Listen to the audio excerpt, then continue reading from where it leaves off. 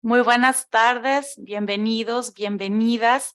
A nombre de la Comisión Interna para la Igualdad de Género de la Coordinación de Relaciones y Asuntos Internacionales, a nombre también de la Dirección General de Cooperación e Internacionalización y del Centro de Enseñanza para Extranjeros, les damos la más cordial bienvenida a esta conferencia, taller, a esta charla, a esta mesa de discusión titulada Pedagogías Queer, Experiencias Docentes desde el CEPE. Nos sentimos muy contentos porque en esta ocasión el Centro de Enseñanza para Extranjeros está organizando esta actividad y vamos a tener además el gusto de escuchar a un colega del centro, que es César Gómez Cañedo, quien nos acompaña en esta ocasión y a quien le agradecemos mucho la charla que nos va a dar el día de hoy. Voy a presentar muy brevemente a César. Él es profesor de tiempo completo en el área de literatura del Centro de Enseñanza para Extranjeros de la UNAM. Es miembro del Sistema Nacional de Investigadores, profesor también a nivel licenciatura y posgrado de la Facultad de Filosofía y Letras, también de la UNAM. Se especializa en las literaturas queer, en las masculinidades, en la literatura mexicana de los siglos XIX y XX. Actualmente es miembro del proyecto de investigación de carácter internacional Memorias de las masculinidades disidentes en España e Hispanoamérica del Ministerio de Ciencia e Innovación de España. Nos sentimos muy contentos, César, y muy emocionados por esta charla que nos vas a dar el día de hoy. Y, por supuesto, invitamos desde ahora a que tengamos una activa participación en esta conferencia, en esta actividad, de manera que voy a estar muy atenta del chat de Zoom para recibir sus preguntas, sus comentarios, y también mediante YouTube, a quienes también nos siguen por la transmisión, les agradecemos su presencia. Y bueno, ahí vamos a estar recibiendo también comentarios, preguntas. Les recuerdo que registren su asistencia en el enlace que aparece en el chat de YouTube. Y sin más, damos por iniciada esta actividad, César. Gracias por tu participación.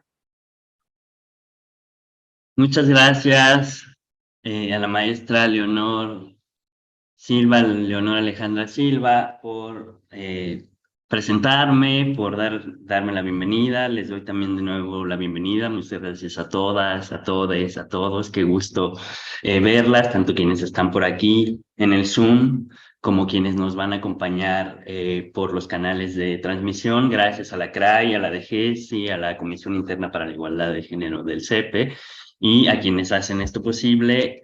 Como ya nos anticipaba Alejandra, mi idea y nuestra idea y la intención es, sí, presentar una serie de reflexiones teóricas, pero también, desde luego, fomentar o invitar, incitar a la participación, provocar su participación y que se vuelva esto, digamos, en muchos momentos un diálogo. Voy a compartir mi pantalla.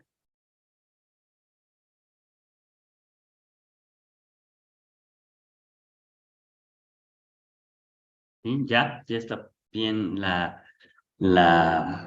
sí, estamos viendo en Sí, pantalla lo la vemos. presentación. Muchas gracias, Alejandra. Y entonces, por los canales de comunicación, por el chat, directamente aquí levantando la mano, yo espero que se unan al diálogo, a su participación en distintos momentos de esta conferencia, taller, donde me interesará desde luego presentar un panorama y digamos una serie de fundamentos sobre las pedagogías queer y después aterrizarlas o pensarlas en mi actividad docente, en lo que he trabajado, experimentado, probado, consecuencias didácticas en el CEPE, en clases de literatura específicamente, particularmente, y bueno, desde ahí establecer también un diálogo sobre, primero, qué es esto y después qué tipo de experiencias docentes, qué tipo de actividades podemos detonar, generar, imaginar, diseñar y construir. Entonces, desde luego, lo primero que tenemos que hablar, aunque sea muy rápido, es acerca de lo queer, ¿no? Y las pedagogías queer, con este bonito meme de el Oxxo, no hay sistema. En el oso no hay sistema y la idea es que no haya un sistema que defina la orientación sexual, que defina las categorías de identidad. Entonces, desde ahora, si alguien me gustaría que participara desde cualquier lugar, desde la certeza, desde la duda, desde la curiosidad, ¿qué es lo queer? Claro, es una palabra del inglés un poco alejada de nuestro contexto, ¿no? Y qué relación puede tener con esta dimensión pedagógica y de enseñanza en la enseñanza de español como lengua extranjera, pero primero, desde luego, lo queer. ¿Qué saben? ¿Qué hubo con lo queer? ¿Alguien tiene una noción, una palabra clave, una idea? Gerardo.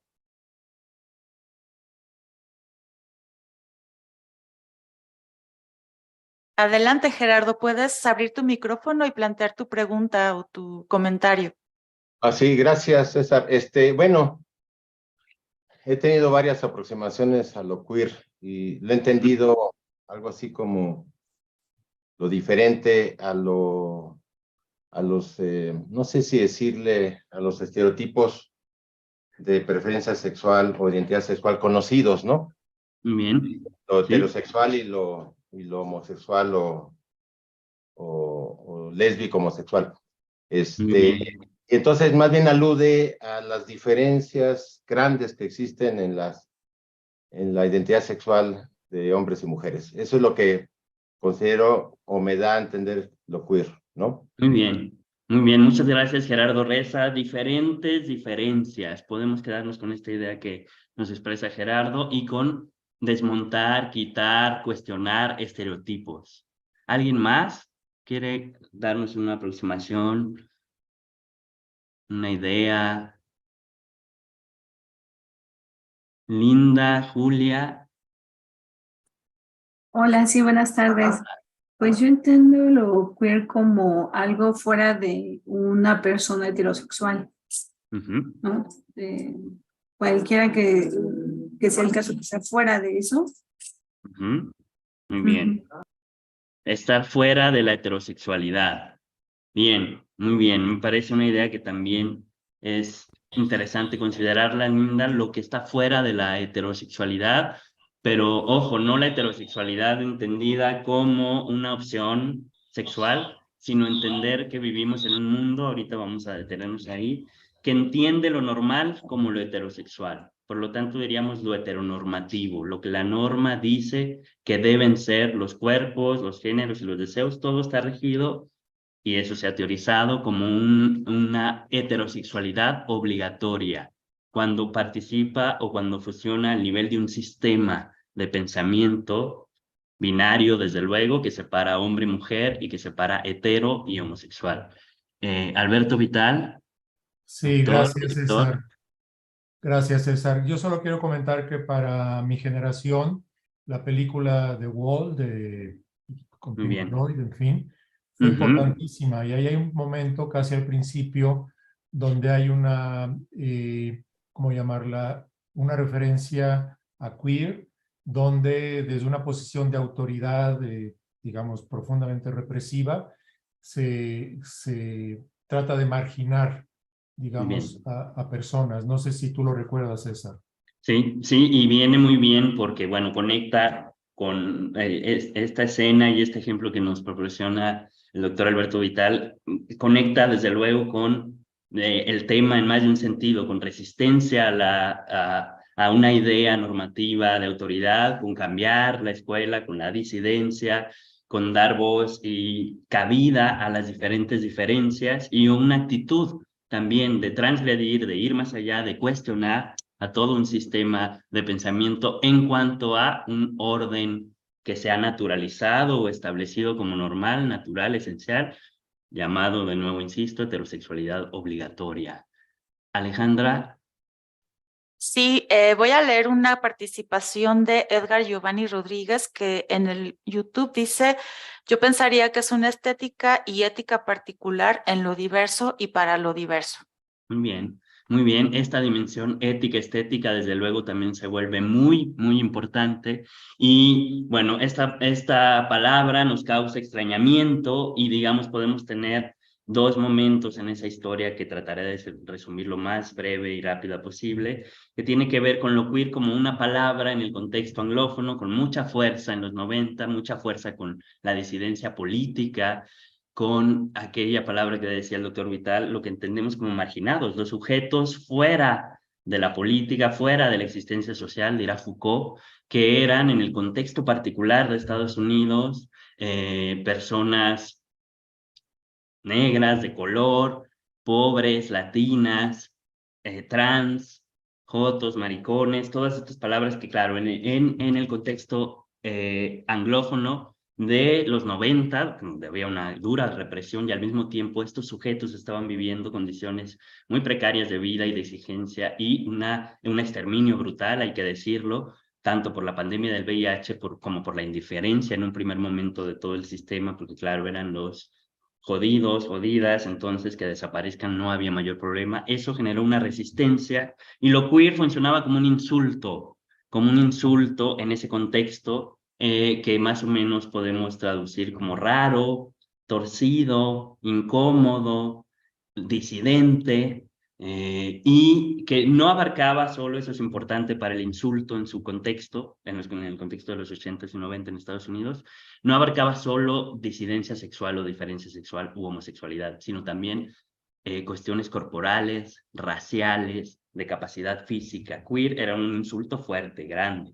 Y lo que pasa es que hay una estrategia de reapropiación política de la injuria. Desde ahí ya vemos esa actitud contestataria, combativa de queer, sí, sí puedo ser queer. Y desde ahí, bueno, tambalear a ese sistema que ofendía, recuperando esa fuerza política de la injuria. Eso no lo tenemos en español, no pasó así, pero más o menos, por ejemplo, con movimientos que recuperan palabras como marica, joto, lesbiana, lencha, esa actitud de recuperar lo que fue o lo que ha sido en nuestros contextos, insulto y decir sí, sí venga a mí esa palabra, bueno, que no es una cuestión menor, pero que resume esa actitud contestataria. Por otro lado, ¿qué está pasando? Bueno, lo queer, entendido como una disidencia sexuales no normativas, tiene que ver con lo antinormativo, con desnaturalizar, con quitar las esencias.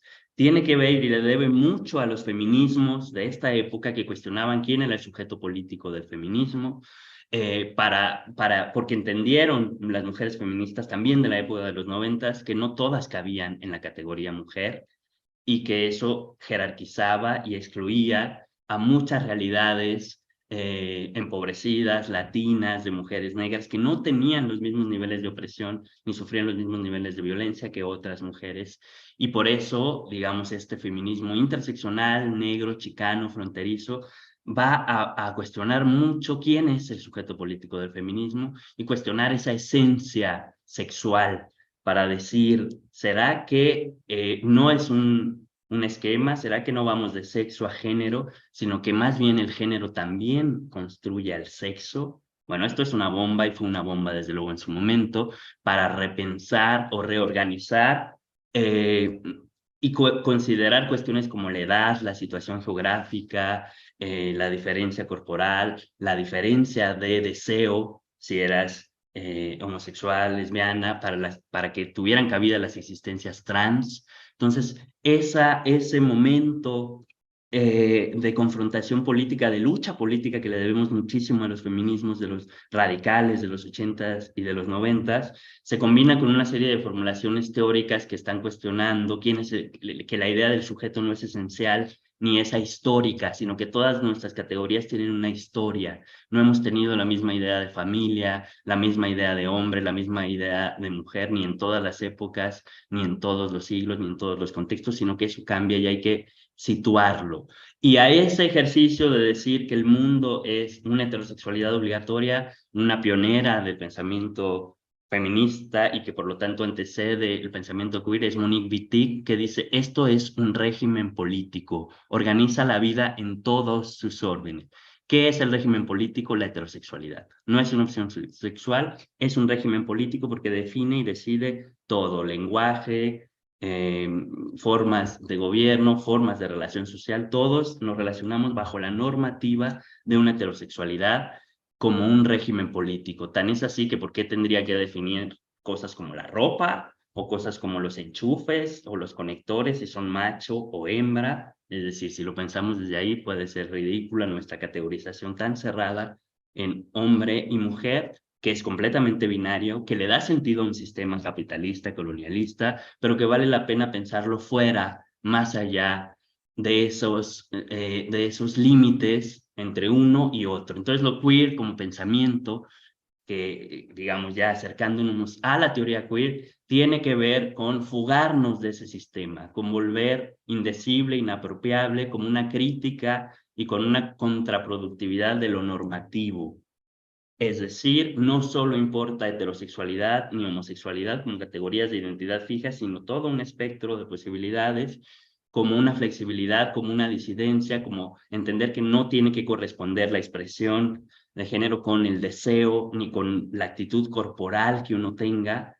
A estas alturas, bueno, lo vivimos y lo vivimos con mucho respeto y con mucha dignidad, y qué bueno, ¿no? Me parece que ya podemos entender. Claro, en algunos contextos todavía con problemas, pero en otros que hay mujeres con pene, hombres con vulva, que existe la posibilidad de no binario, es decir, que puedas estar transicionando, que no tienes que decidir, que tu identidad no tiene que ser estable, fija todo el tiempo, sino que se va transformando, que se puede mover.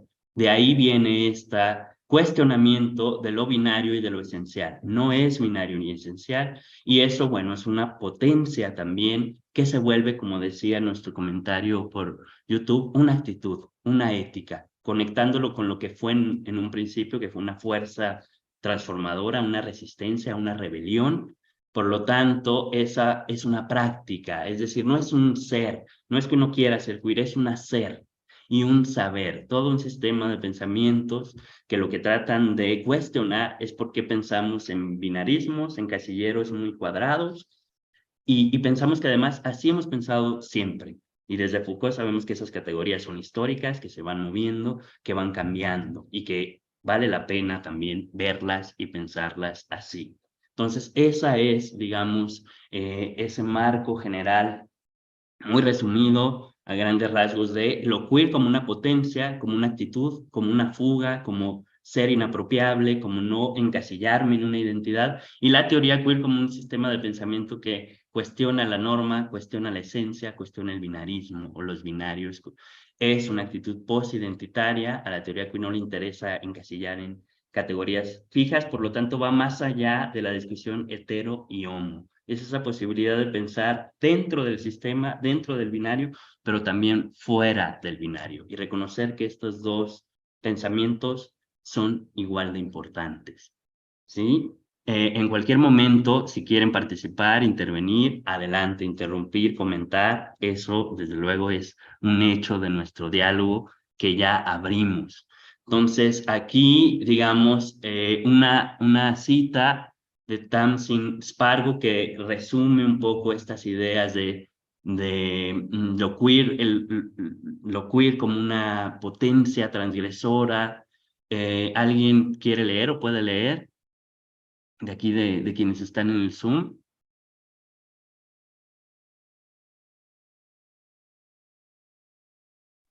Yo, César. Sí, adelante. Gracias. El término queer puede funcionar como sustantivo, adjetivo o verbo, pero en todos los casos se define en contraposición a lo normal o normalizador. La teoría queer no es un marco conceptual o metodológico singular, no sistemático, sino una colección de articulaciones entre el sexo, el género y el deseo sexual. Si la teoría queer es una escuela de pensamiento, su visión de lo que constituye una disciplina no es en absoluto ortodoxa. El término describe una diversidad de prácticas y prioridades críticas, interpretación de la representación del deseo por el mismo sexo en los textos literarios, en los filmes, en la música, en las imágenes. Análisis de las relaciones sociales y políticas de poder dentro de la sexualidad. Críticas al sistema sexo-género. Estudios sobre la identificación transexual y transgeneralizada, el sadomasoquismo y otros deseos transgresores. Muy bien. de nuevo, tenemos este resumen. Muchas gracias por la lectura.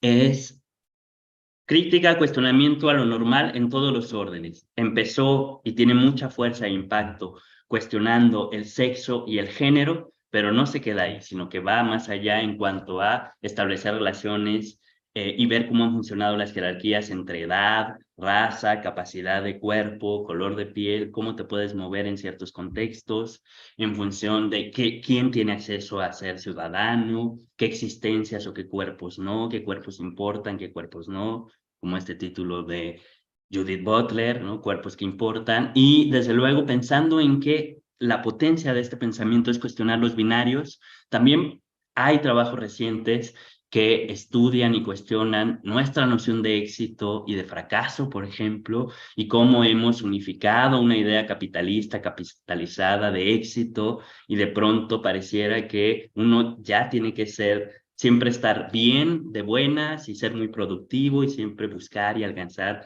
el éxito como idea de felicidad, pero realmente ni es para todos, ni para todas, ni todas las existencias, ni el fracaso necesariamente es lo peor que te puede pasar, sino que ahí hay una potencia política en ciertos fracasos políticos que se pueden reivindicar. Lo mismo con el conocimiento e ignorancia. Pareciera que de pronto todos buscamos el conocimiento y rechazamos la ignorancia, pero de pronto esa dinámica es mucho más compleja de lo que a simple vista se ve, donde un par del binomio siempre es superior, éxito, conocimiento, hombre, heterosexual, y el otro inferior, pero realmente ese inferior, habría que cuestionar qué tan inferior es y qué tanto el superior necesita al otro para consolidarse. Y por otro lado, en términos de conocimiento e ignorancia, tanto la ignorancia como puede ser un lugar de conocimiento, como el conocimiento puede ser un lugar de ignorancia, y ver esos matices y cómo se han usado, por ejemplo, de maneras normativas la ignorancia. Ejemplos y contextos que han estudiado varias autoras como Deborah Britzman, pionera de las pedagogías queer, que veremos, es, por ejemplo, cuando desde la ignorancia, la heteronormatividad o los normales, vamos a decirlo así, entre comillas, desde luego, dicen, bueno, es que yo desde mi posición no entiendo nada de esto, no sé nada de lo queer ni de la homosexualidad, no tiene que ver conmigo, no me atraviesa, por lo tanto no quiero saber. Y con esa actitud, ¿qué pasa? Bueno, se sigue reforzando que su ignorancia entonces va a validar una posición de poder donde ese no quiero saber significa no me interesan otras vidas, otras existencias, y no se mueve. Acuérdense que algo que se pretende desde esta aproximación, tanto de la teoría queer como de las pedagogías queer, es una transformación de las relaciones, pensando específicamente ya en las pedagogías queer, una transformación del espacio aula, ¿no? Y un cuestionamiento de ese espacio aula. Entonces, desde luego, vale la pena y se ha reflexionado. Cuando les digo lo queer va más allá de las sexualidades, otra de las líneas de estudio que he tenido desde la teoría es las reflexiones pedagógicas, reflexionar sobre cómo enseñar, cómo aprender y la interacción entre docente y educande, educanda, educando, y cómo desde ese espacio puede ser pensado con una serie de prácticas que busquen esa transformación. Entonces, esta pedagogía tiene mucho que ver con la práctica, ¿no?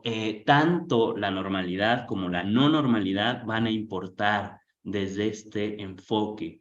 ¿Cuál sería la actitud que podríamos llamar? Bueno, hay que desnormalizar a los normales, a lo que entendemos como normalidad, no solo en términos de identidad. Acuérdense, es también un hábito, es un comportamiento, lo que hemos ya establecido como inercia, como sistema, decir esto es normal para nosotros.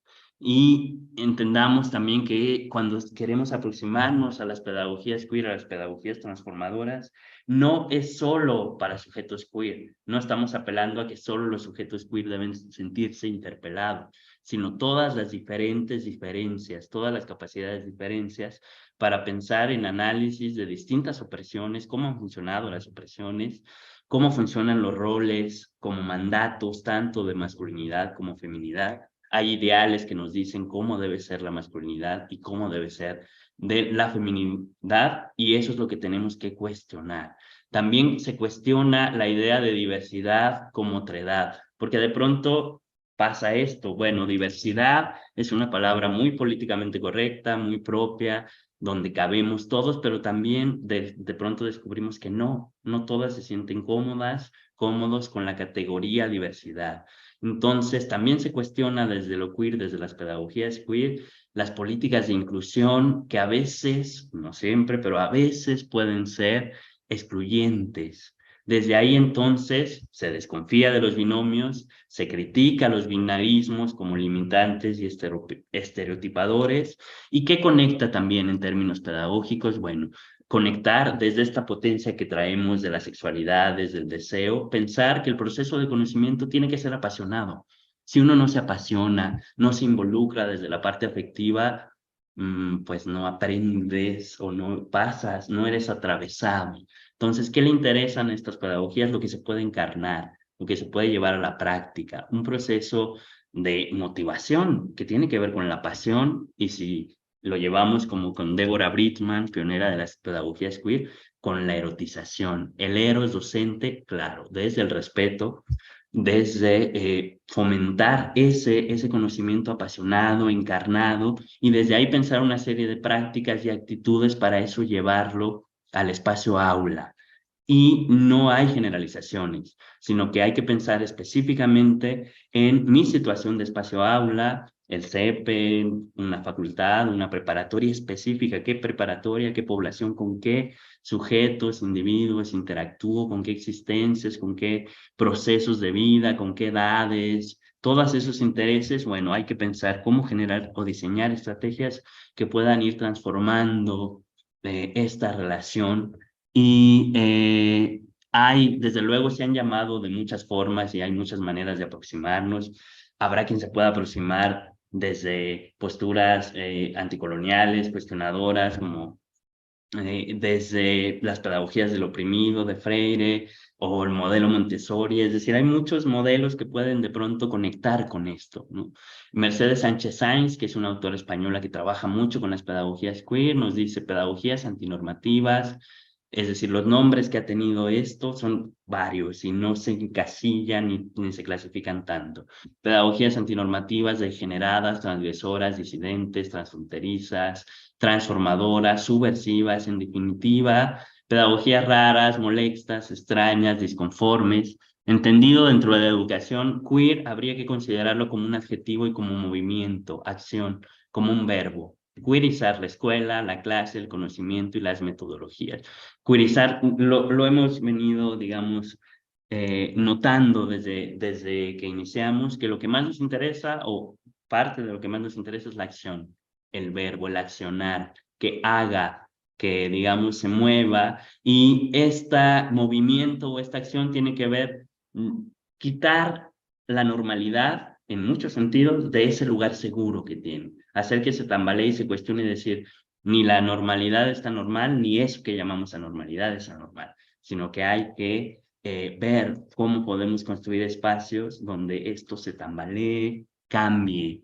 Bien, Lucas Platero, que es otro, digamos, teórico y practicante de las teorías queer en España, tiene esta cita. ¿Alguien puede hacer el favor de leerla? Porque ya se me secó la garganta. Yo la puedo leer. ¿Quieres? Adelante, Sí, claro que Dolores, sí. gracias. Gracias, Dolores. Pedagogía queer. Algunos de estos planteamientos se han nombrado como pedagogías queer, feministas, transgresoras, radicales, transfeministas, invisibles, emancipadoras, libres, democráticas, participativas, críticas, encarnadas, disidentes, subversivas, transformadoras, de justicia social, trans, de la indignación, mestizas, democráticas, trastornadas, metodologías bastardas, carroñeras, de la decepción. Incorporan los saberes de los movimientos sociales y las ciencias sociales que abordan las críticas feministas, pero también desde el antirracismo, teorías críticas con la diversidad funcional y la sexualidad, decoloniales y sobre la justicia social.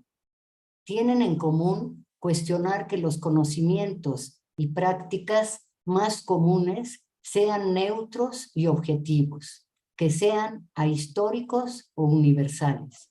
Son una invitación a la aplicación práctica, no solo ofrecen un marco teórico relevante o proponen conceptos disruptivos, sino que son posibles en la práctica educativa de hoy. Muchas Lucas gracias. Platero. Muchas gracias, Dolores.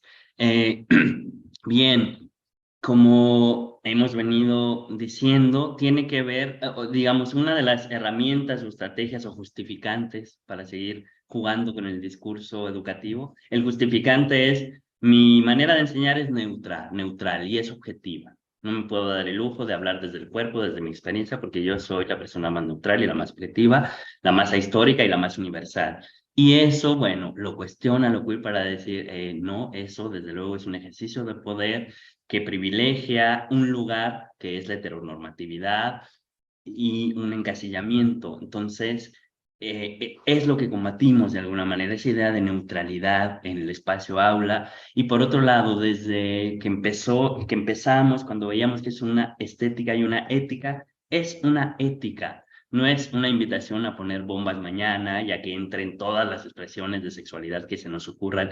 Se requiere una ética práctica, una ética que tenga que ver con el respeto y la empatía a la vida, a la justicia social y a que uno no va a abusar desde aquí, ni que se va a quedar encasillado en esto. ¿Sí?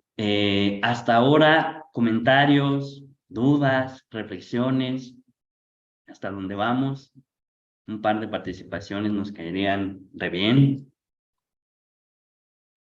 Bueno, yo quisiera tomar la palabra, César, rapidísimo, solamente para hacer notar algo que me llamó la atención con la lectura de Dolores, que repita la palabra democráticas, y eso me parece es muy significativo y no me parece para nada casual, sino es justo una postura política, como tú nos explicabas hace un momento, muy clara, que además entre tantas palabras que parecieran sinónimos entre sí, es justo una diferencia, ¿no? Lo democrático como uno de las características de todo esto que nos has estado comentando.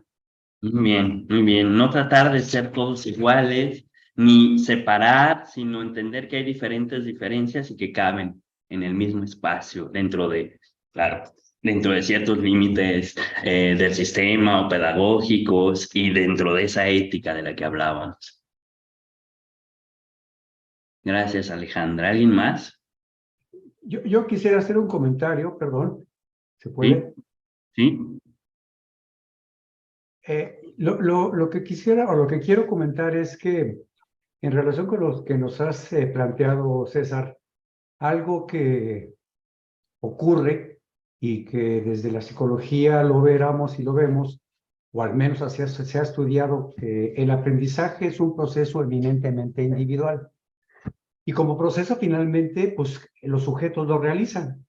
Lo que tenemos que ver y lo que hacemos en las escuelas o lo que tenemos que tomar en consideración es el contenido que enseñamos. Muy bien. Y ese contenido que enseñamos finalmente va a ser aprendido. Pero hay que ser claro, hay que diferenciar en que el proceso de aprendizaje, insisto, se realiza por parte del sujeto y se va a ir modificando en función del contenido que va a aprender.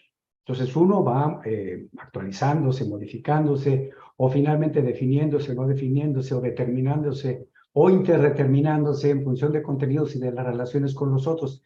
Entonces, aprender no es más que aprender objetos, cosas, contenidos, conocimientos, actitudes, valores. De manera que cuando se hable del aprendizaje, pues hablemos de que aprendemos contenidos, pero como proceso, insistiría, es un proceso eminentemente individual. Entonces, en esa perspectiva, hay que ser muy cuidadoso también en la información cómo se presenta, en la manera más clara, más precisa, para que ese proceso pueda realizarse sin mediaciones o determinaciones ni estereotipos, sino en esta perspectiva que nos estás compartiendo, pues con una lógica de aceptación, de flexibilidad finalmente a la diferencia y de tolerancia a esto. Es lo que quería yo comentarte, César. Bien. Sí, muchas gracias por situarnos en ese proceso y en ese énfasis en los contenidos, Luis Miguel. te diría que, digamos, lo que buscan estas pedagogías también es pensar que sí, aprender es aprender objetos, contenidos, pero también es querer aprender, desear aprender, conectar con eso, y ahí se involucran muchos factores: el espacio, la interacción que uno pueda generar, la actitud que uno pueda tener para enseñar, ¿sí? Para llegar a ese objeto, objetivo. Y bien, bien, de acuerdo, muy bien. ¿Alguien más? César, Jorge Muñoz también había Sí. levantado la mano. Jorge, Hola, es que no sé si se escucha. ¿sí? Sí, Ah, sí muy se bien. escucha. Justamente todas estas palabras, estas posibilidades que mencionas y que aparecen en las citas y hacen eco o hacen contraste, y que puede ser muy interesante pues, una área de oportunidad muy grande, pero que a la vez también puede ser ahí un obstáculo enorme. Es esto que mencionabas, ¿no? De estos personajes a veces que dicen, bueno, es que yo no soy ni esto ni lo otro, yo soy humanista. Y entonces ya están regulando, normalizando algo, y precisamente ahí con esta idea de yo puedo aceptar o yo puedo estar viendo todo porque soy humanista, en realidad lo que se está haciendo es dejar de ver posiblemente, ¿no? Todas estas posibilidades, porque entonces yo ya digo, bueno, este es mi tope, este es mi límite, y eso, digo, puede ser un área de oportunidad enorme para quienes lo alcancen a ver y quienes quieran trabajarlo, pero también en quienes lo impongan, pues puede ser un obstáculo formidable, ¿no? Sí, sí, sí, totalmente de acuerdo, Jorge. Y ahí, bueno, esto no es más que una incitación, una provocación, y uno entiende que no es para todas, todes, o para quien no sea el momento y quien seguirá con un modelo funcional de aprendizaje. Pero bueno, es una invitación a cuestionar qué tanto podría uno flexibilizar un poco para entender que hay posiciones de poder, y cuando uno asume una posición rígida o decir yo soy humanista, bueno, se pierde de cosas del proceso de enseñanza-aprendizaje, ¿no? Tal vez, como lo decías. Y bueno, seguimos, si les parece, con un poco más sobre, digamos, qué está pasando, qué hay, porque hay, digamos, avances, ventajas, claro, no en todos los contextos, pero digamos que estamos en un momento bastante propio de respeto, de empatía, en el sentido de que cada vez se visibilizan más las diversidades, las diferencias, tanto en medios, cine, televisión, como en las escuelas, como en políticas públicas. Cada vez hay condiciones de aceptación y socialización libre e igual, y que de alguna manera empata con lo que nos decía Luis Miguel, del individuo. Eso se sigue defendiendo, valorando, respetando. Se consideran las capacidades y cuerpos, y pensamos que los espacios van hacia allá, y ojalá vayan hacia allá, pensando en nuestro espacio, en un espacio CEPE que lo es y que sea más inclusivo en capacidades y cuerpos, ¿no? Eso pasa. Digamos, un Estado de Derecho que se va empujando. Hay espacios como baños neutros, se están construyendo acciones que van en pro el uso del lenguaje inclusivo, que a estas alturas, bueno, no es mi tema ni es el enfoque que quiero dar. Simplemente es si los alumnas, los alumnos piden, y uno puede hacer ese ejercicio de respetar el pronombre, respetar la identidad que el estudiante decide, eso es formidable y hay que hacerlo. La escuela está para probar como ese laboratorio donde esas posibilidades de lenguaje puedan funcionar. Si ellos lo están pidiendo, bueno, ¿cuál sería el problema ante eso, ¿no? Y entonces ese estado de avance en cuestiones físicas, digamos, la tenemos, y es algo importante, ¿no? Y podemos aprovechar y pensar en el contexto específico de enseñanza de aula de L, como lo veremos adelante, y ver el área del aula como un área de oportunidad, de creatividad, de diversión, de disfrute. Eso pasa, eso lo tenemos.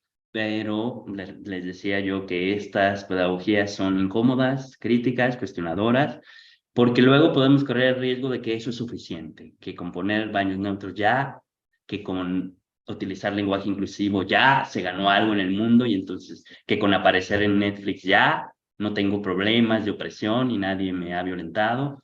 Y la realidad es que tiene que ser un proceso constante y mucho más complejo.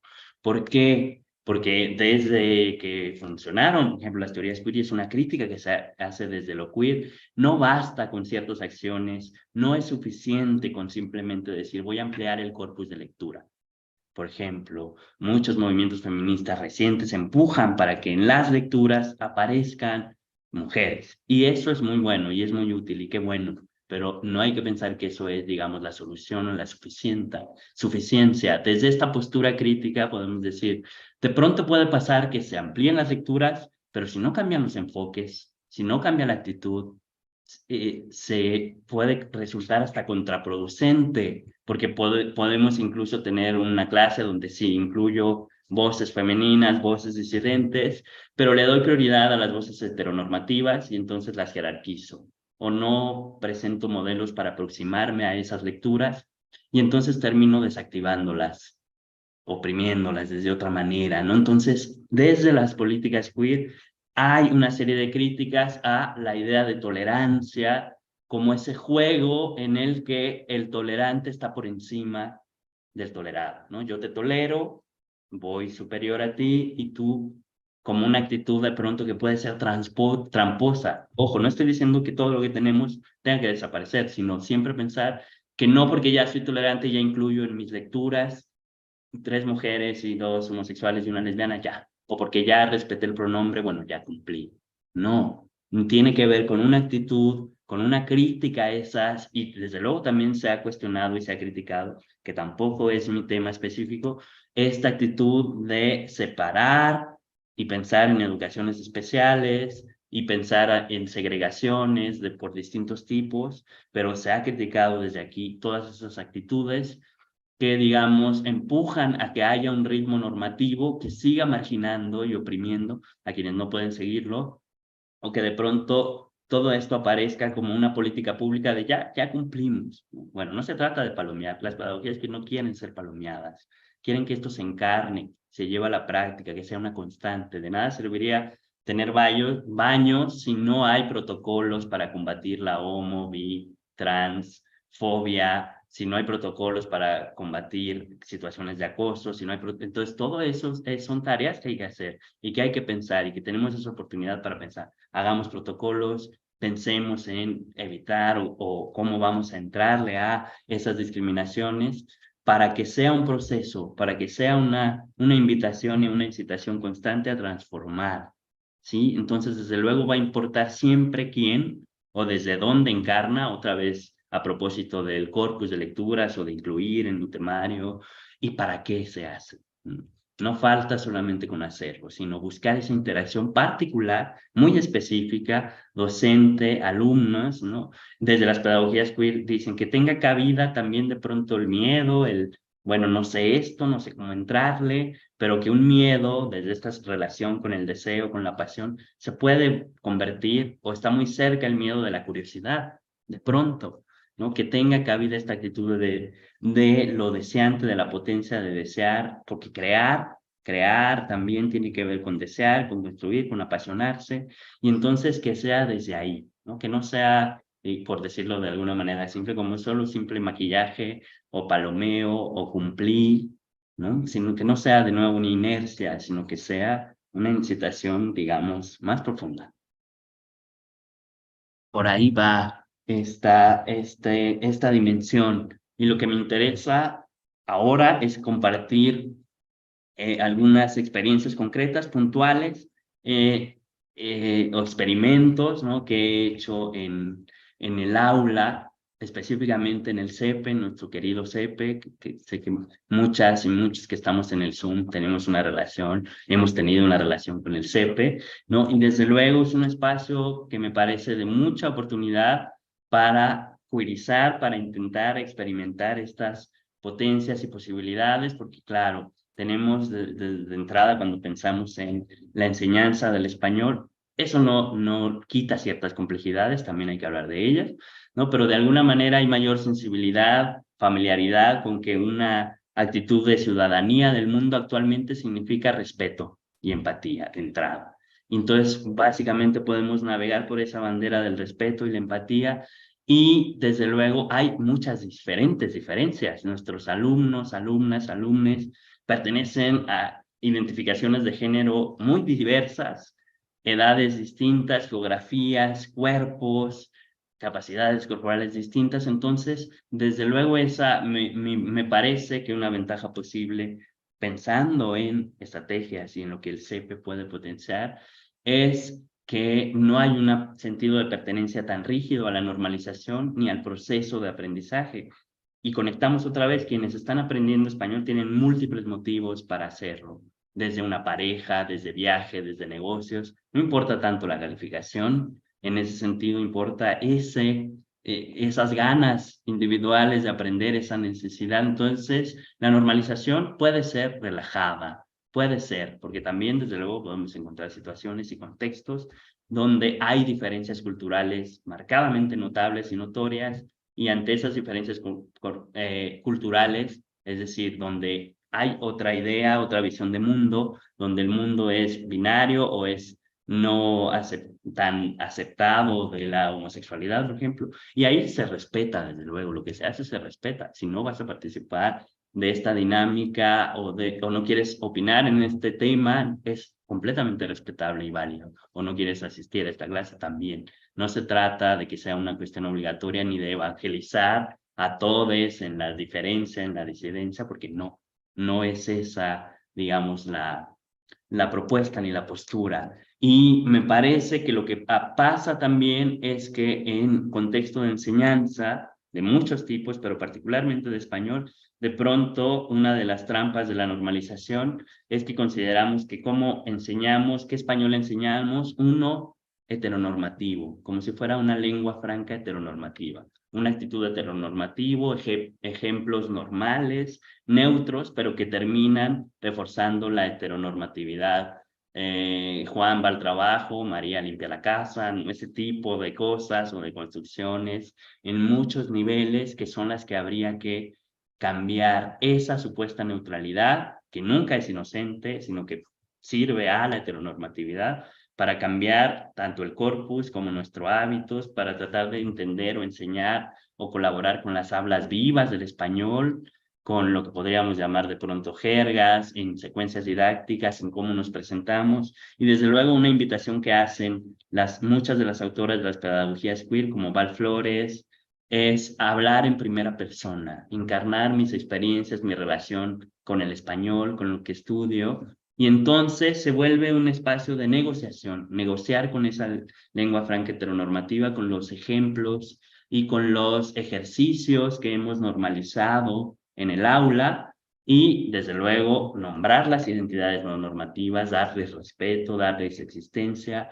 cuestionar nuestros materiales didácticos, nuestro modo de presentarnos en el aula, es decir, de pronto a quienes eso pueda volverse una potencia, poder jotear o poder ademanes o enseñar tonalidades distintas, diversas, ¿no? Actitudes que abonen a esa afectividad y a esa transformación. Y en ese sentido me parece que es muy interesante trabajar esto y potenciarlo en el contexto de enseñanza de lengua extranjera, del español como lengua extranjera. Y bueno, ahora sí les cuento, les comparto algunos de los ejercicios, secuencias didácticas, provocaciones, ideas de cositas que he experimentado, probado en mis cursos, ¿no? En el CEPE he trabajado esto en 2 cursos intensivos, comentario de textos literarios, que es la materia para el CEPE complementaria a la de español nivel 6 o B2 del marco común de referencia europea. Y bueno, es un trabajo desde luego de arqueología de autores, de incluir autores, de ponderar, de no incluir, que he hecho de pronto que aparezcan voces como la de Juan Rulfo, con Elena Garro, con Inés Arredondo, y otras voces desde la disidencia, como Elena Madrigal, como Silvia Tomasa Rivera, ¿no? Provocar estas decisiones metodológicas en el corpus y también en los ejercicios, en el diseño de ciertas secuencias didácticas, desde luego, la visibilidad y el respeto, la interculturalidad, y pensando mucho también en el léxico, en las hablas vivas, y pensar en algo que me ha funcionado es ciertas situaciones comunicativas que pueden ser esto, ¿no? Contraproductivas o desde este lugar de las pedagogías queer transformadoras. A propósito, les comparto, por ejemplo, una secuencia comunicativa y una secuencia didáctica con una obra de teatro, un monólogo dramático de Oscar Liera, un autor, un dramaturgo sinaloense, que bueno, además era muy guapo, entonces siempre también presento en mis diapositivas su foto, en el salón también. Y esta obra es Los Camaleones, un monólogo dramático que es una chica, Laura, está ensayando o practicando cómo contarle a su papá que es lesbiana. Y ahí se activa la metáfora del camaleón. Dice, tengo que ser como un camaleón, porque en el contexto de los 80 tenía que fingir heteronormatividad. Y dice, soy como un camaleón, no puedo decirle a mis papás que terminé con la chica con la que estaba. Y ellos me preguntan por ella porque la presentaba como mi amiga, y entonces esa crisis, esa situación, bueno, desde luego discutimos el léxico, discutimos el género del monólogo dramático y el contenido, por supuesto, de esta confesión o salida del closet, y la actividad o la tarea, digamos, el detonante de escritura creativa a propósito es que escriban una confesión. La actividad de escribir una confesión, y aquí viene este marco también de posibilidad y de respeto y que no es impositivo. La indicación o la instrucción es invitarlos a escribir, claro, de acuerdo al nivel de español, será un texto de un párrafo, 200, 300 palabras, una confesión completamente libre, imaginativa, creativa, no tiene que ser personal, es decir, puedes jugar con la ficción, inventar, y tampoco tiene que ser una salida del closet, no tiene que ser una situación sexual, sino nos ponemos en términos de una situación comunicativa práctica, útil, que es confesar algo, confesarle algo a alguien en español, y desde luego activar esta parte lúdica, creativa, del involucramiento, porque desde luego también todo esto tiene que ver con cuestionar o desnormalizar los ejercicios que ya son prototípicos y que a la larga todos nos dan hasta cierto punto bastante flojera, o lo hacemos por inercia. Cuéntame tu día, cuéntame tus vacaciones. Entonces uno escribe su día, vacaciones, con una actitud bastante normativa. Y entonces, bueno, me gustaría mostrarles algunos de los ejercicios de algunas alumnas, alumnos que han hecho. ¿Alguien puede leer esta salida del closet, perdón, de Evelyn?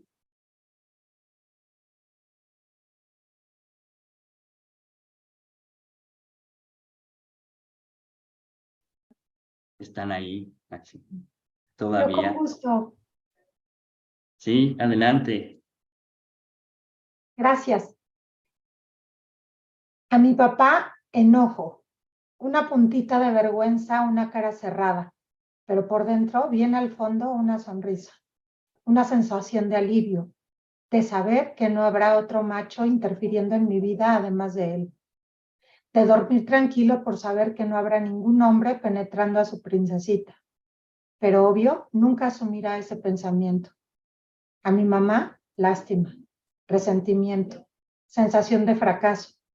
Deberá estarse preguntando dónde fallaste en mi crianza, y sus nietos y las próximas generaciones de la familia, ¿qué va a decir a sus amigas? Como dicen los autores, los hombres son considerados grandes premios para la vida de las mujeres.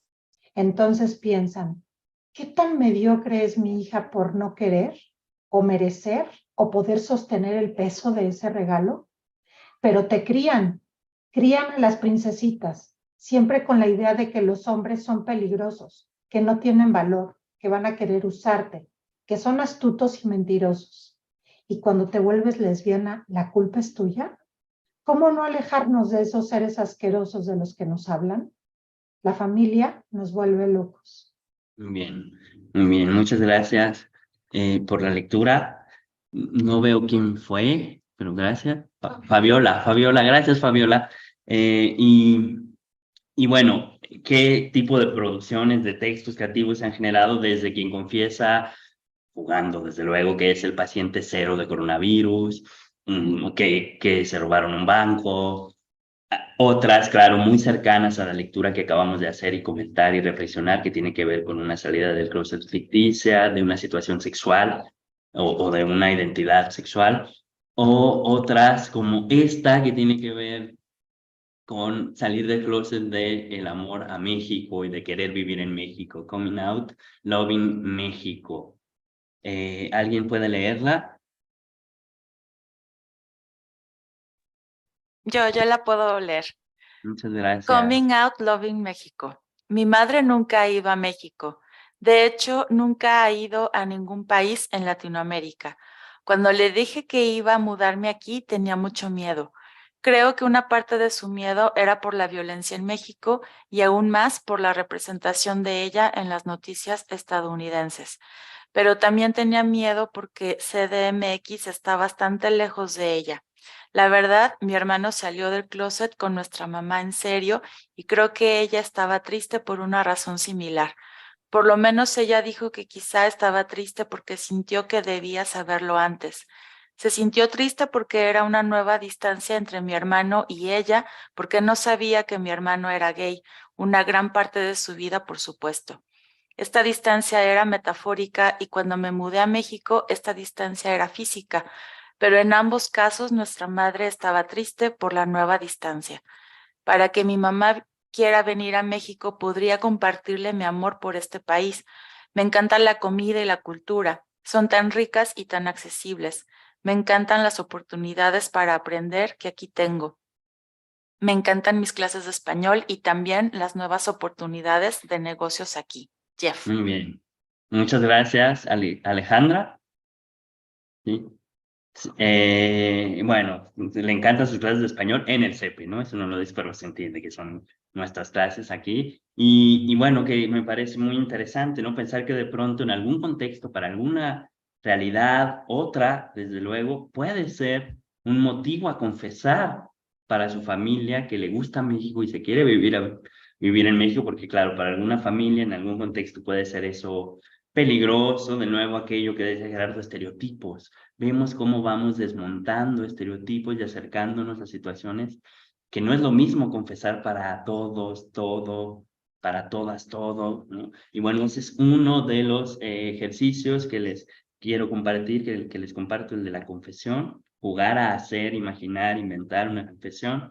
Y el otro es detonado por una lectura de Elena Madrigal, una autora mexicana también, viva, que está publicando ahora, es académica del Colegio de México, colega también, y ella publicó en 2010 una colección de cuentos, microficciones en muchos casos, es decir, microcuentos, cuentos muy cortos, que se llama Contarte en lésbico, y desde ahí se detona la idea de que, bueno, hablar en lésbico puede ser un habla viva, qué características puede tener esa habla viva, y dentro de sus cuentos, que son muy divertidos, muy recomendables para analizarlos, compartirlos en clase, hay dos con los que trabajo particularmente, que es Conseja 1 y Conseja 2.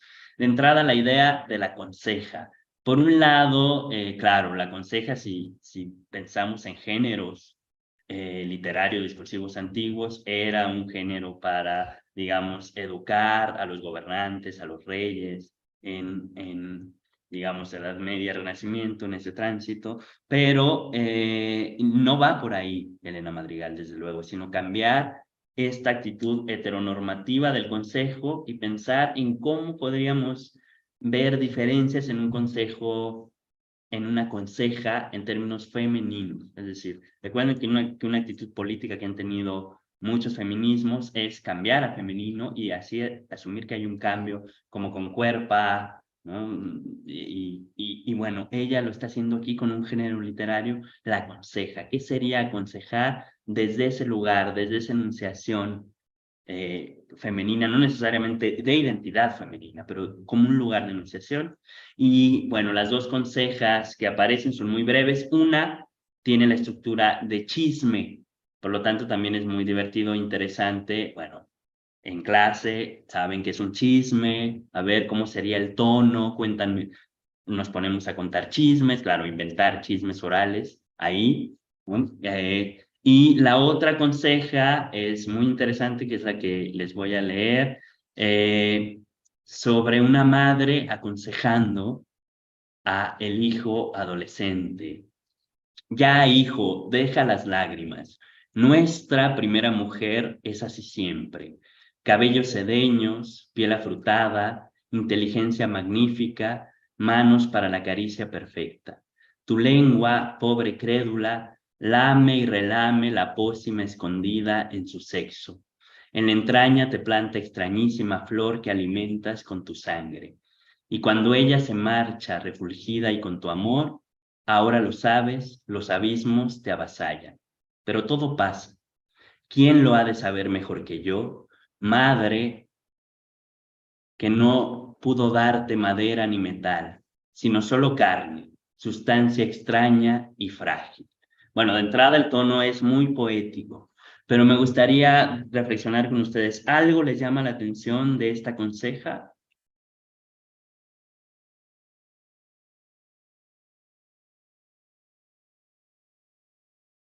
¿Algo que quieran decir? ¿Qué está pasando? ¿Cuál es la situación aquí? ¿Quién habla y a quién le habla?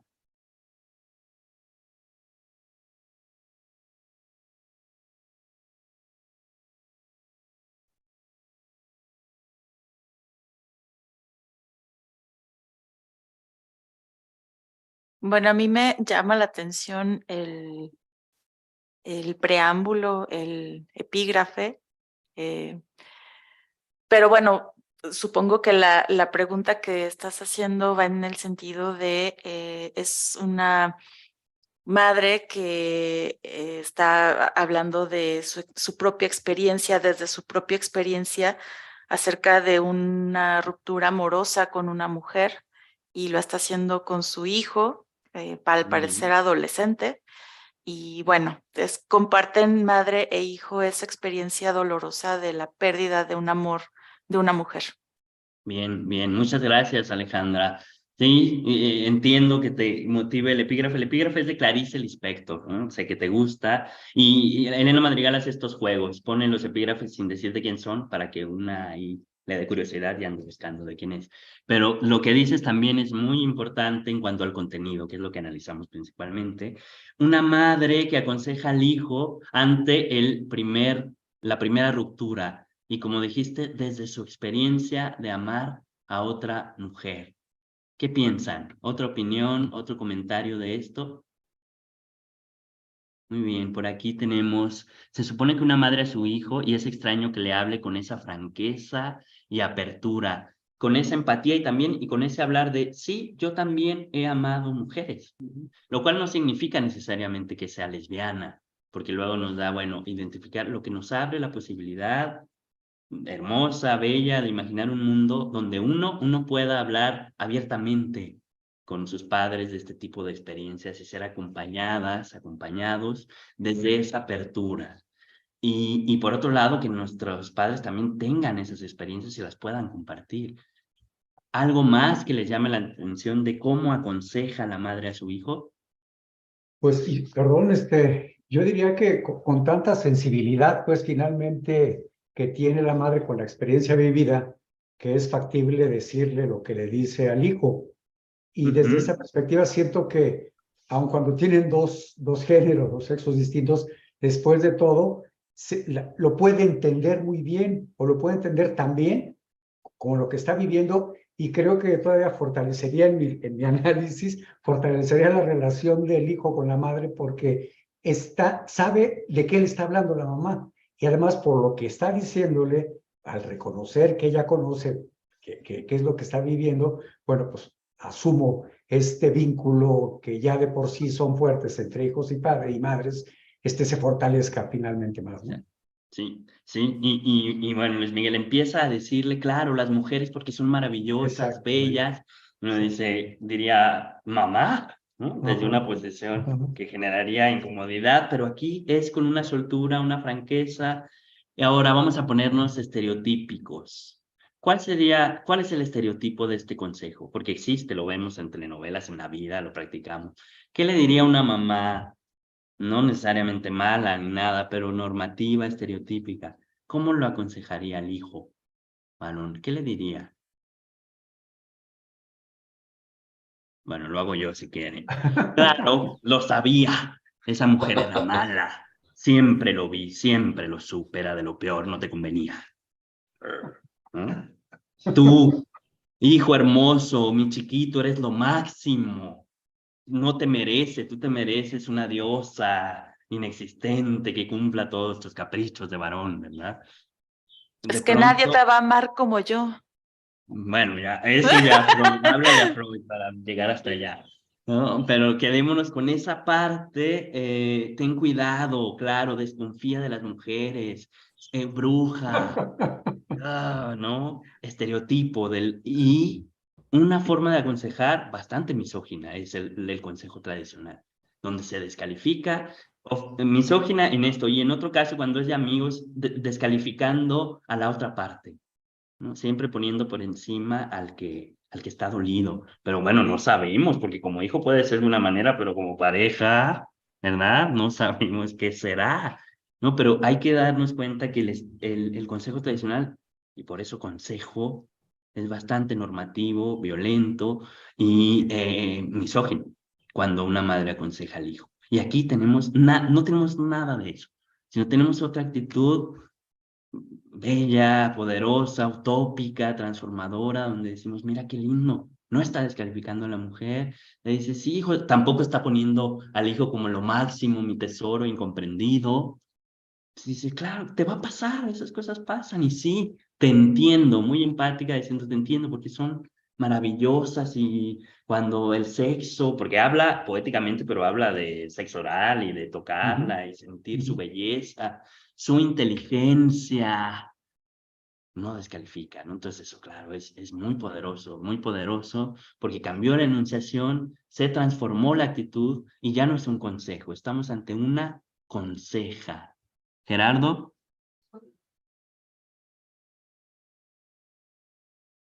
Gerardo Reza tiene la mano levantada, la veo aquí. Sí, ¿me escuchan? Sí.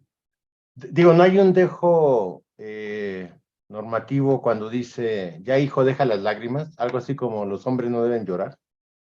No podría interpretarse, digamos, ¿no? No, me A, parece que a lo mejor no. otra madre diría, desahógate, llora, el amor es así, experiencias buenas y malas, no sé, Es ¿no? decir, digo, de pronto la trampa con las lágrimas puede ser que también puede ser chantaje melodramático, ¿no? Del hijo que está sufriendo, y más bien la madre le dice, es claro que hay cabida al sufrimiento, pero la invitación y la incitación de la madre es, quédate con lo hermoso que fue, quédate con eso y vívelo, vive tu duelo. Jorge y Alejandra. Sí, iba un poco por ahí, porque justamente podría pensarse cuando ya deja las lágrimas, un poco esta idea que ha mencionado Gerardo, pero todo el demás texto, todo lo que viene adelante lo desactiva, ¿no? No tendremos ahí el binomio doña Naborita Gordolfo Gelatino, porque justamente lo que va a hacer es desactivar con todo esto que viene adelante, ¿no? Y ahí es donde te das cuenta de, no sé si voy a decir algo medio fuera de lugar, pero justamente no hay esa misoginia y hasta incluso algún dejo de sororidad, ¿no? De estar pensando en la otra mujer, no como una rival, no como una competencia, sino como otra mujer que también tiene sus atributos, ¿no? Sí. Sí, y que además ella lo ha vivido, lo ha experimentado, que eso es muy poderoso. Y bueno, si pensamos pragmática y en términos de análisis del lenguaje, ya deja las lágrimas, significa que ya ha llorado, pero podemos decir, bueno, ya es que ya quiere llorar como el protagonista de Televisa, y pues tampoco, ¿no? O sea, sí, ya déjalas. Es decir, no llores, eres hombre y no llores. Y ya lloraste, ¿qué sigue, no? ¿Qué más podemos sentir de todo esto? Alejandra. Sí, bueno, a mí me gustaría regresar al epígrafe. Sé que quizás no te detienes tanto en eso en tu clase, pero el hecho de que digas, ¿será que mi oficio doloroso es el de adivinar en la carne la verdad que nadie quiere percibir? Me hace pensar en justo este llanto quizás íntimo del hijo, es decir, que no quiere que la madre vea y sin embargo ella lo sabe y además es parte de su ser madre y es doloroso, es decir, a ella le duele el dolor del hijo y como decía Jorge, en ese reconocimiento de un dolor compartido, de una experiencia compartida, es que se manifiesta también esta posibilidad, como decía también Dolores, de hablar de madre a hijo, de una experiencia que resulta también extraño, ¿no? Leer un texto de este tipo, donde la madre, una generación más, pues más grande obviamente que el hijo, tiene esa soltura para hablar así con él sobre Así este es. dolor compartido, ¿no?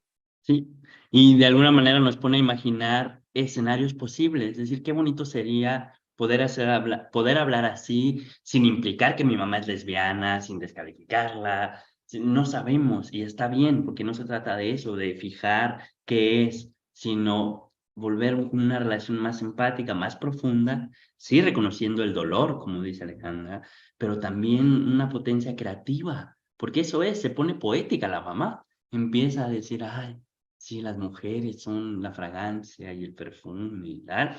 Y bueno, solo me gustaría leer este comentario de Dolores González Casanova, de otro de los estereotipos que diría otra mamá, no te preocupes, haya ella que con su pan se lo coma, tú vas a ver que encontrarás algo mejor. Bueno, nada de eso tenemos aquí, insisto, nada, ¿no? Y claro, a partir de esta reflexión, la invitación de nuevo es a jugar, a elaborar una conseja, ¿sí? Jugando un poco con las dos que vimos, una en tono de chisme y diversión, esta que es más seria. ¿Y cuál es digamos, la indicación? La indicación tiene que ver con preferentemente que sea así, en ese tono, en esa enunciación. ¿Cómo sería conseja pensando en de mujeres para mujeres? Pero no solamente, no tiene que ser. Recuerden que les decía, no es nada aquí obligatorio de que tienes que deconstruir tu idea enunciativa. No, una conseja, ¿qué aconsejarías? Y bueno, y salen experimentos de todo tipo, pero lo que decía Alejandra también me parece muy interesante. Estos textos nos sacan del lugar común, son un extrañamiento, generan un extrañamiento que desde luego después se puede ir a ese proceso de escribir, de compartir desde ahí. Y claro, tampoco tiene que ser algo que les haya pasado, ¿no? Eso también es claro. Al momento de jugar a escribir su propia conseja. Su tarea es hagan una conseja y bueno, les comparto también algunos de los ejercicios producidos. ¿Alguien quiere leer la conseja de Caroline?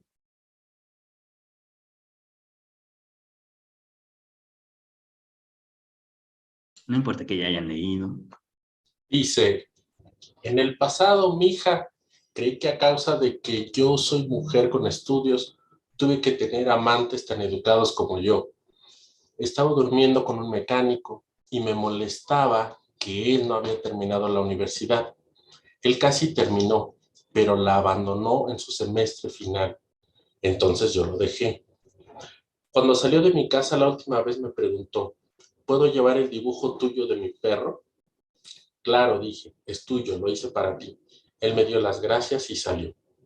El siguiente mes conocí a un abogado. Mi mamá estuvo súper feliz. Yo también.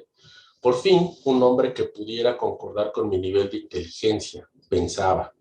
Entonces fue su cumpleaños. Le di un dibujo que me costó muchas horas. Después de la fiesta, él salió de la casa y olvidó de tomarlo. Entonces, mija, no duermas con los hombres profesionales. Los obreros son amantes mejores porque ellos valoran las cosas hechas de tus manos. Bien. Bueno, salió esta idea de aconsejar de una mujer a otra y que no necesariamente conocimiento e ignorancia son tal como lo valoramos. De pronto, estudios no garantiza quitar estereotipos, quitar prejuicios, ¿no? Entonces, es muy, muy divertida y muy bonita la conseja de Carolyn. Y bueno, hasta ahí los ejemplos y terminar o perfilar hacia a este final de la charla con que esto tiene que ver con potenciar o buscar o pensar situaciones comunicativas específicas que finalmente son prácticas útiles, confesar, aconsejar, ¿no? Pero desde un involucramiento emotivo y situacional, en un marco de empatía, fomentar también con estos ejercicios el vocabulario, la metaforización de situaciones, por supuesto, la creatividad y que partan de este marco de curiosidad y de deseo. Y cuando les platicaba que uno de las obras literarias abordadas es un monólogo, una obra de teatro, trabajo con algunos textos dramáticos, porque también hay un proceso de actuación en el aprendizaje de una lengua. Uno como que de pronto actúa o simula que está aprendiendo y dice, sí, sí estoy aprendiendo. Eso, curiosamente, me lo acaba de confesar una alumna en su ejercicio de escritura. Esa fue su confesión. Como decir, sí, de pronto digo, sí, sí estoy entendiendo y no estoy entendiendo nada, ¿no? Pero es divertido que uno va actuando, uno va llegando de pronto así. Y sí, cuando uno va aprendiendo lengua, bueno, dice, sí, sí entiendo, pero porque también apelas al contexto, a que ciertas palabras te vayan revelando poco a poco y despertando esa curiosidad, más curiosidad por saber. Entonces, esa es la actuación en el aprendizaje de L, para mí, desde esta aproximación, que es muy importante, ¿no? Pensar cómo pasa esto, ¿no? Como dice un poeta chileno, Antonio Silva, simulando aprendí a ser verdadero. Y uno, bueno, puede de pronto jugar o imaginar que es otro y termina siendo esa idea mucho más abierta, flexible que quería ser. Y ahora me gustaría y espero que compartirles secuencias didácticas, experiencias, les detone o les motive pensar en algunas experiencias que han tenido en el aula, o qué podrían hacer, o compartir en general. Pues este espacio ya es para que compartamos, para que participen con opiniones, con ideas, con qué les ha detonado, tanto pensar en otras secuencias didácticas como en general de la exposición.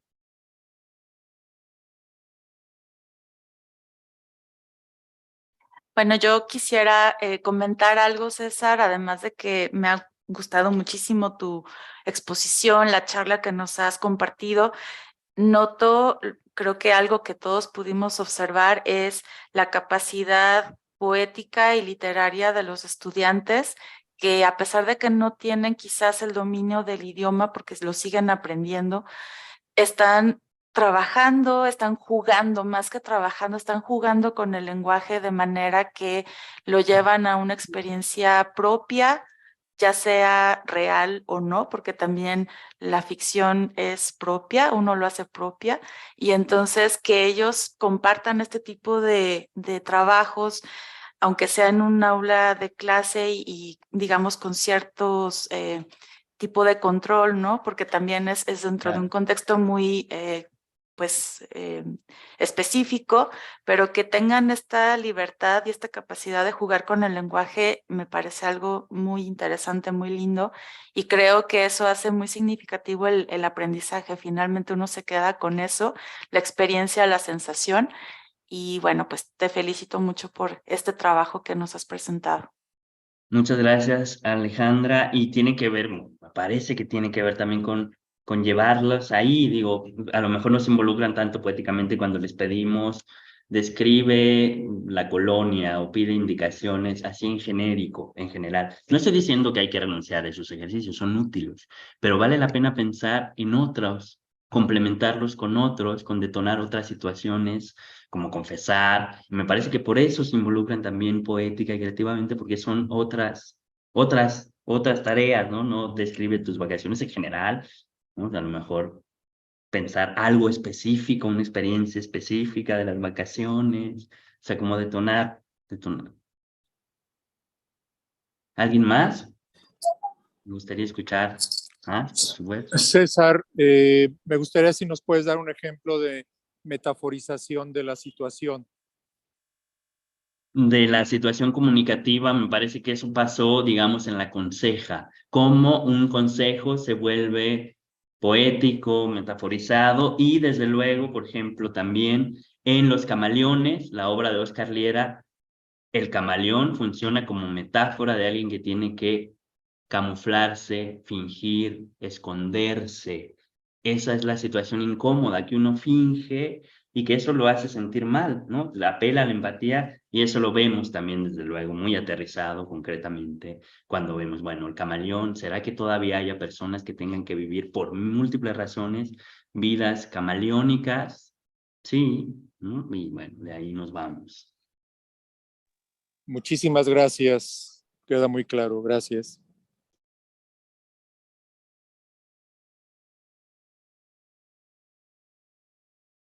¿Alguien más? ¿Experiencias, detonaciones, ideas que les provocó, intenciones? Bueno, yo puedo tomar nuevamente la palabra para decir precisamente esto que comentabas de los ejercicios que quizás pueden ser, digamos, los de cajón, ¿no? Describe tu colonia, describe tus vacaciones, etcétera. A veces basta con que cambies un poquito la pregunta y a pesar de que puede ser aparentemente lo mismo, pero poner la experiencia en el centro me parece que es muy importante, ¿no? Yo, por ejemplo, les pedía no que me hablaran de su colonia o de las calles que visitaban los fines de semana, sino que me hablaran de su lugar favorito, ¿no? A partir de un texto que leíamos en clase, donde la autora decía que su rincón favorito de la ciudad era este, yo les pedía que me hablaran de el rincón favorito de ellos, ¿no? De la ciudad que conocían. Y a veces te sorprendías porque ellos conocían mejor tu colonia que la donde tú vives que tú, ¿no? Lugares para comer, parques donde podían hacer ejercicio. Entonces, aunque sigue siendo la misma información, pero ellos te hablan desde su experiencia y eso le da otro valor al texto que te entregan, ¿no? Sí, sí, totalmente. Digo, lo que en las pedagogías queer se ha planteado como experiencias encarnadas, detonar ese involucramiento, ¿no? Y lo que Val Flores, una autora que también le recomiendo para esto de las pedagogías queer, dice que hay que hablar en primera persona en el espacio aula, tanto fomentarlo desde una como para los estudiantes.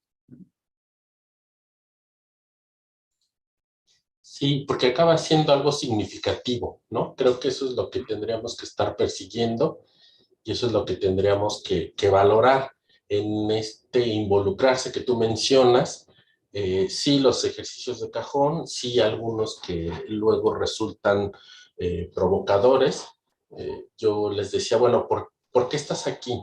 ¿No? Al alumno, a la alumna, quien estuviera en el aula, y sobre todo les preguntaba, bueno, tú desde un principio querías venir aquí, pero a ver, platícame, ¿cuál era una de tus resistencias de venir aquí?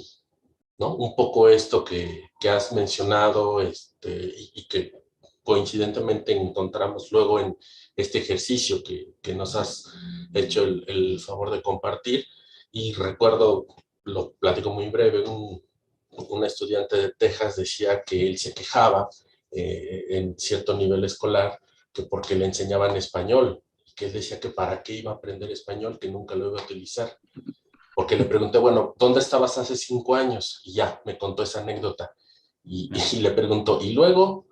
Y se me queda viendo y dice, pues aquí estoy. Le digo, pues bienvenido. Tan, ¿no? Entonces, justamente esta flexibilidad y este provocar a que no nada más, bueno, platícame cómo llegaste y tal, sino expandir, ¿no? Y que sea significativo. Creo que sí sería esto de involucrarnos.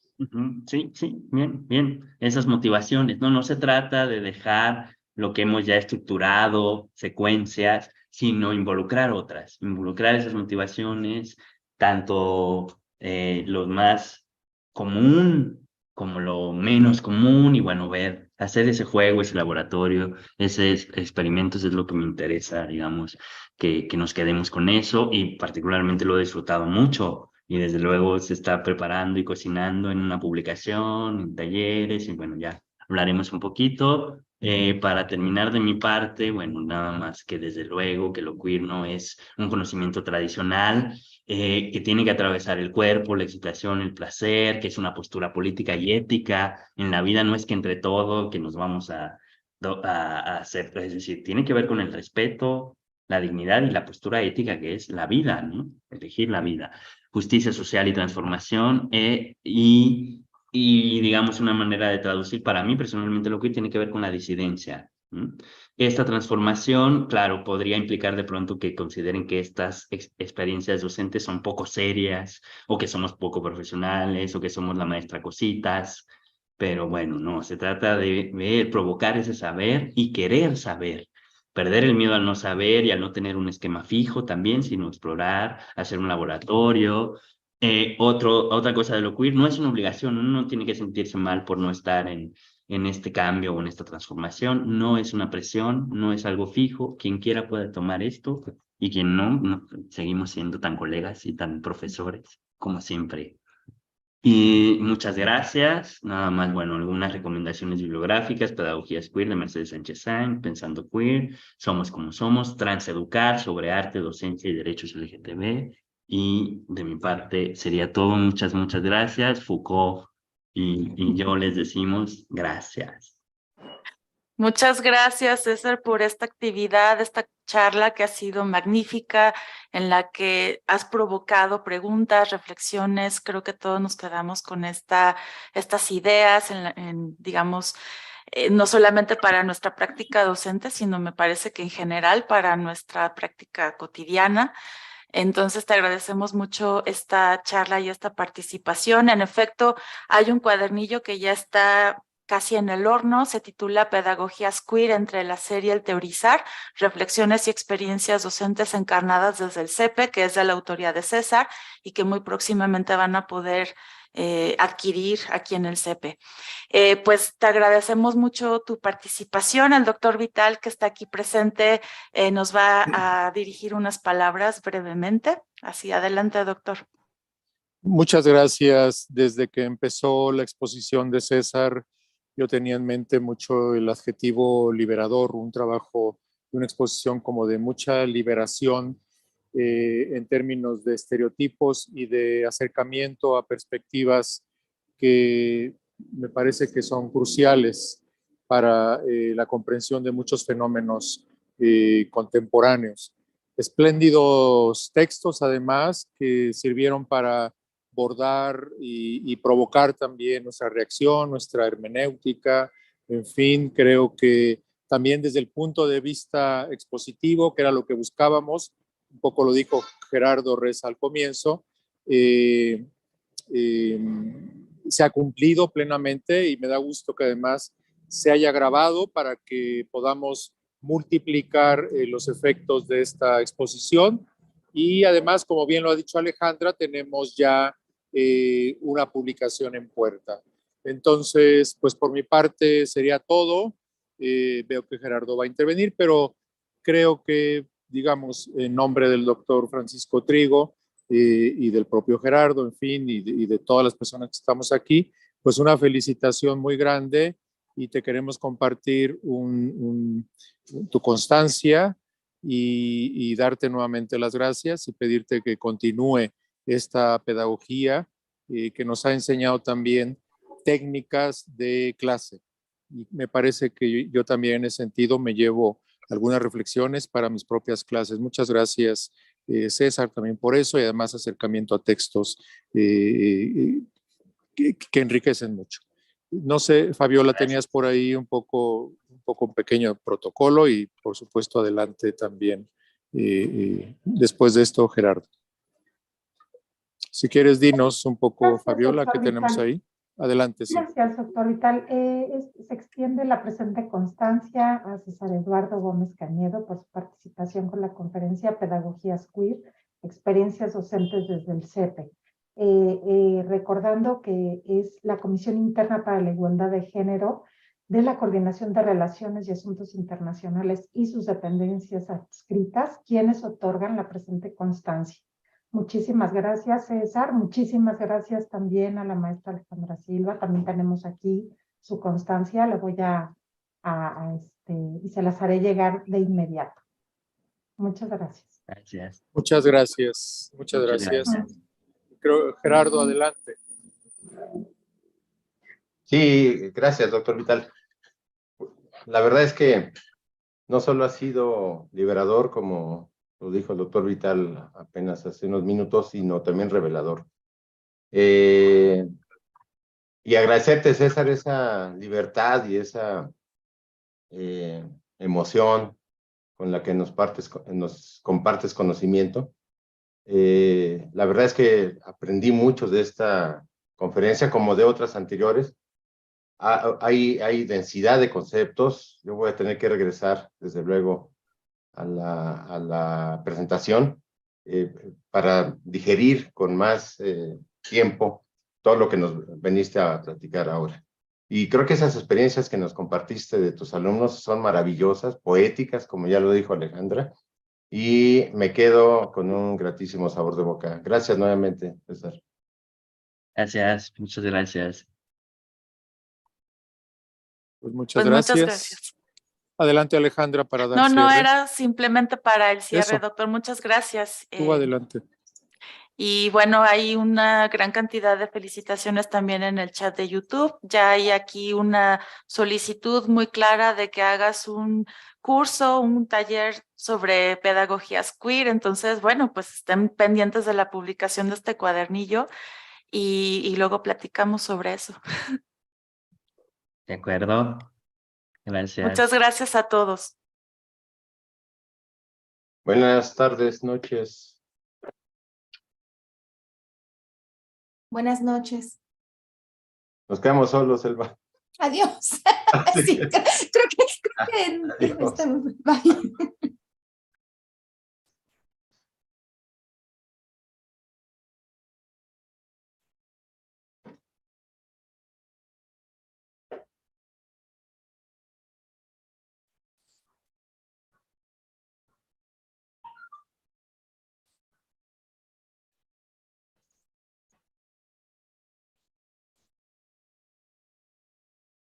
Estamos fuera del aire.